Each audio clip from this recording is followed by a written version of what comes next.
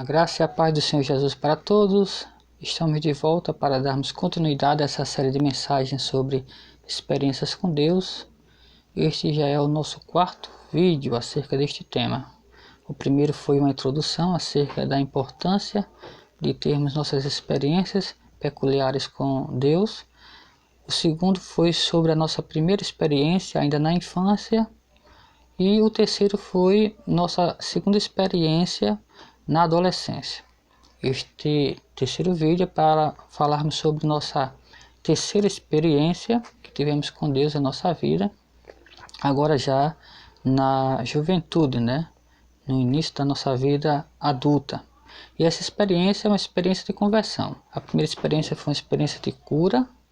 A segunda experiência foi uma experiência de trabalho e esta experiência é uma experiência de conversão. Temos outras experiências para contar, né? Experiência de vocação pastoral, experiências do ministério pastoral, da vida missionária e assim por diante, da própria vida cristã, mas essa experiência aqui em particular é para mim a principal, né? Como eu falei desde o vídeo introdutório. É importante que você tenha várias experiências com Deus, né? Ao longo de sua vida de fé, mas a principal de todas é a experiência da regeneração.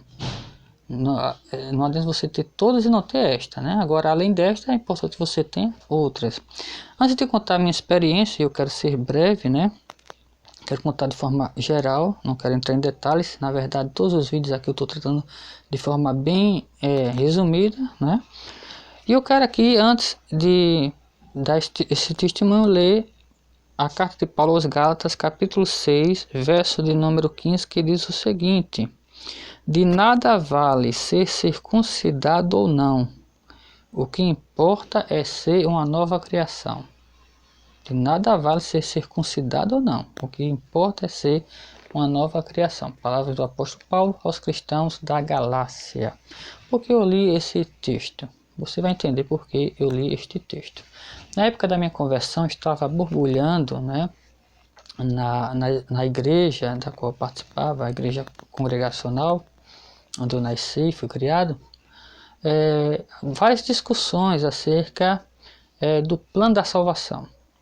Havia um debate muito intenso ali entre os que defendiam a doutrina da predestinação e a doutrina do livre-arbítrio. E, por sinal, era maior o número daqueles que defendiam a salvação através do livre-arbítrio do que daqueles que defendiam a salvação através da predestinação. Eu mesmo me posicionava acerca do livre-arbítrio, né? E o fato é que, até aquele momento, mesmo tendo sido criado na igreja, participando de todos os departamentos da igreja, né? Passei por todos os departamentos da igreja, e mesmo sendo comprometido com a igreja, sendo frequente na igreja, eu não tinha tido ainda uma experiência pessoal com Deus de transformação de vida, de conversão, de salvação. A minha experiência era uma experiência mais religiosa, mais mecânica, né? Mais por conta da consciência, né? Do que era certo, do que não era certo, do ponto de vista espiritual, do ponto de vista da fé, do ponto de vista religioso, né? Mas eu não fazia as coisas porque eu era alguém que realmente amava a Deus, que realmente no íntimo tinha aquele compromisso com Deus. Era uma religiosidade, uma espiritualidade externa, aparente. Diante dos homens era uma maravilha, as pessoas diziam que era uma bênção, eu cantava, até pregava, né? Foi quando eu comecei a pregar também, ainda ali entre o final da minha adolescência e início da minha juventude, entre os meus 18 a 19 anos. E o fato é que diante dos homens estava tudo ok, mas eu sabia que interiormente eu não estava bem com Deus, não estava acertado com Deus, não. E no meio daquela discussão toda sobre predestinação e livre-arbítrio, aí tem aqueles que acusavam Deus de ser injusto, né? Tem outros que defendiam que Deus era soberano para salvar e não salvar. E o fato é que ali começou a haver questionamentos, né? Bem assim, pertinentes acerca da segurança da salvação pessoal, quem tinha segurança e quem não tinha. Aí que defendia a predestinação dizia que quem defendia o livre-arbítrio não tinha segurança da sua salvação, por isso que defendia o livre-arbítrio. E havia também julgamento da parte dos que defendiam o livre-arbítrio com relação aos que defendiam a predestinação, né? E por aí ia, né? E eu sei que no meio daquele debate todo, eu comecei a entrar em crise espiritual, comecei a me angustiar, crise também de consciência. Eu sabia que diante dos homens eu era uma coisa, mas diante de Deus era outra. Eu não estava seguro da minha relação com Deus, né? E eu comecei a buscar da parte de Deus, né, um acerto. E eu teve uma hora, né, demorou para acontecer isso, né? Eu não queria ceder, eu não queria reconhecer, eu queria mentir para mim mesmo, dizer que estava tudo bem, que eu era salvo, que eu era convertido, né? Que eu era um predestinado, ou não, né? Que eu tinha escolhido a Deus e por consequência, né, Deus tinha me aceitado. E o fato é que, independente da discussão religiosa, quem estava certo e quem não estava, eu estava em conflito com a minha própria alma e não querer dar descanso a mim mesmo enquanto aquela situação não fosse resolvida. E certa vez eu tomei coragem, né? Entrei no meu quarto e fui buscar Deus em oração e disse que Deus me perdoasse os pecados, que Deus tivesse misericórdia da minha alma, que Deus escrevesse meu nome no livro da vida, porque eu não tinha segurança da minha salvação. E eu não era crente não, eu não era convertido não, minha religiosidade era externa, era aparente. Estou contando aqui de forma bem rápida, bem resumida, né? E o fato é que naquela crise toda, eu lembro que meu pai, algumas pessoas da minha família batiam no quarto, eu estava com a porta do quarto fechada, né? Eles batiam no quarto dizendo que eu estava virando fanático e que não precisava daquilo tudo, mas eu estava ali no meu conflito com Deus, né? Buscando a minha experiência de conversão. E eu lembro que eu assisti muito com Deus em oração, não foi poucas orações que eu fiz, foram muitas, né? Demorou horas, né, cada oração. E eu lembro que eu não conseguia paz, eu senti que não estava legal com Deus, sabe? Que eu não era uma nova criatura, e apesar de ser uma pessoa decente, né, uma pessoa educada e tudo mais, mas do ponto de vista espiritual, eu estava reprovado diante de Deus, né? Não matava, não roubava, não fazia nada de grave, mas não tinha ainda encontrado a paz com Deus, o perdão com Deus, né? A reconciliação com Deus, a filiação divina. E eu me lembro muito bem que num certo dia, antes de sair para trabalhar, né? Eu vim do trabalho angustiado para almoçar. No trabalho eu tive esse período de oração, eu acho que nem almocei no dia, né? Não lembro bem, mas eu sei que depois eu fui tomar banho, depois de uma intenso momento de oração, né? Fui tomar banho, e quando eu fui tomar banho, aconteceu algo espetacular, algo maravilhoso que eu lembro até hoje, né? Enquanto a água do chuveiro descia sobre a minha cabeça e sobre o meu rosto, né? Eu lembro que eu estava chorando com abundância, né? Querendo que Deus me perdoasse, que Deus me salvasse, né? E eu me lembro muito bem que quando eu chorava e a água do chuveiro, né, caísse, misturar com as minhas lágrimas, um gozo começou a brotar da minha alma, no meu coração, né? E a partir dali eu tive a minha experiência de conversão.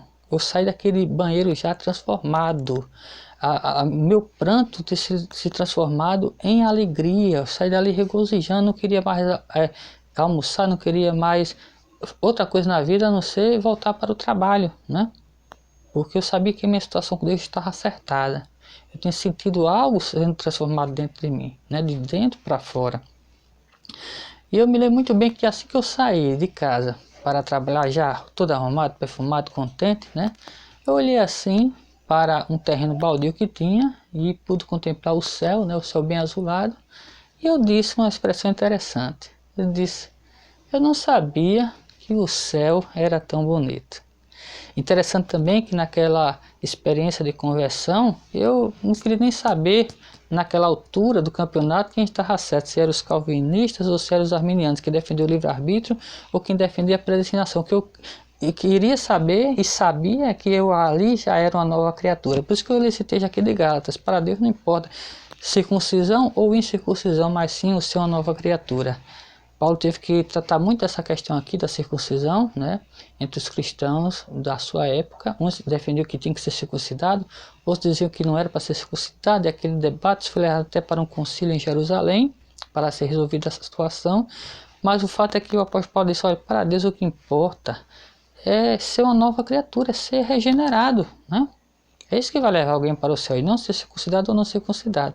E eu aplicando, né, contextualizando ao debate daqueles tempos, né, eu disse, eu quero lá saber quem está certo, se é Armínio, se é Calvino, se é quem defende o livre-arbítrio ou a predestinação. Eu quero saber que agora eu estou salvo, eu sou uma nova criatura, eu estou convertido, minha situação com Deus foi resolvida. E o interessante é o seguinte, é que enquanto eu estava orando, buscando a Deus, não só que Deus me perdoasse os meus pecados, minhas ofensas contra Ele, né, eu lembro que o Espírito Santo me trouxe na memória uma coisa muito importante, que era não somente buscar de Deus o perdão, mas a transformação de vida. Porque não adiantava Deus me perdoar e eu continuar depois pecando, né? Eu queria uma transformação profunda, verdadeira na minha alma, né? Eu queria viver uma vida consagrada a Deus, obediente a Deus, santa a Deus, e agora não mais mecanicamente, mas verdadeiramente, né, interiormente. E eu me lembro que o Espírito Santo ali me levou a fazer a seguinte oração: Senhor, não só me perdoa, mas me transforma, eu quero ser uma nova pessoa. E foi exatamente isso que aconteceu.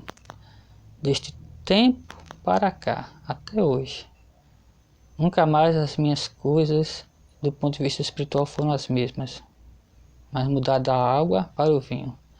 Porque nunca mais ninguém precisou pegar no meu pé para ir para a igreja, para fazer as coisas para Deus, para orar, para pregar, né, para cultuar, para fazer o que for, né, que eu faço, sempre fiz e sempre vou fazer, até morrer, né. Ninguém nunca mais precisou exigir nada, porque espontaneamente tudo isso começou a brotar na minha vida, não é? E hoje eu estou pregando para as pessoas, para que elas possam buscar essa experiência também com Deus, né, além de outras, para que elas possam ter uma vida espiritual realmente genuína, verdadeira, profunda e saudável. Essa foi a minha experiência de conversão em linhas gerais, né? Se você quiser saber mais, então entre em contato conosco. Inclusive, mais uma vez fazemos aqui o apelo, participe do canal, comente, interaja, divulgue, para que juntos possamos crescer na fé, né, na nossa vida com Deus. Deus nos abençoe em nome de Jesus.